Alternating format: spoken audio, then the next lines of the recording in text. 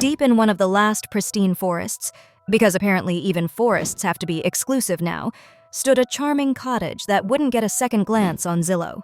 Here lived the Bear family, who inherited their home back when housing was actually affordable.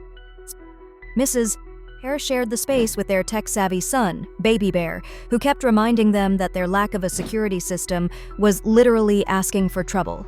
The Bears weren't just surviving, they were doing the impossible, running a successful small business. Mr. Bear's artisanal honey farm was the kind of authentic, family-owned operation that corporate marketing teams spend millions trying to replicate. It was exactly the sort of place that would get featured in a viral video about preserving traditional crafts, right before being bulldozed for luxury condos. One by one, their neighbors had been forced out. The Fox family's den mysteriously flooded after faulty construction work upstream. Oops! The rabbit warren collapsed when heavy machinery accidentally vibrated too close to their property. So random. The owl family left after receiving countless anonymous threats, just trolls being trolls. The sturdy beaver lodge was condemned through suspicious building code violations. Rules are rules. Mr. Bear's honey business was doing too well to ignore. Soon, the one-star reviews started rolling in. "Found a hair in my honey," posted user, definitely not a developer bot. "This honey isn't even certified organic," claimed real customer 87. Anonymous accounts spread rumors that his bees were actually brought in just for photo ops. Someone even spray-painted "sell or else" across his delivery van.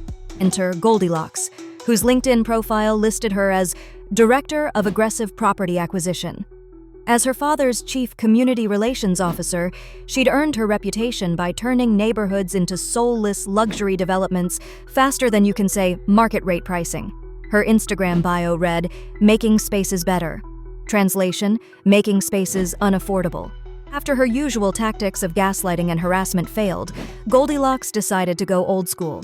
She broke into the Bears' home, but instead of tasting porridge or testing chairs like in the fairy tale we all pretend was normal, she came armed with spray paint, a sledgehammer, and enough gasoline to make an oil company CEO blush. Her plan? Stage the world's least convincing electrical fire. But Baby Bear, who'd spent his youth watching true crime documentaries instead of fairy tales, had installed security cameras throughout their home. Every swing of her hammer, every splash of gasoline, and every whispered phone call to Daddy about their insurance fraud scheme was captured in 4K resolution. Because if you're going to film a crime, it might as well be cinematic. When the Bears returned home early from a farmer's market, where they'd been promoting their suspicious, locally sourced honey, they caught Goldilocks with matches in hand. The security footage captured not just her attempted arson, but also illuminated years of systematic harassment against every family in the forest. The FBI investigation uncovered a web of corruption that would make a true crime podcast producer salivate.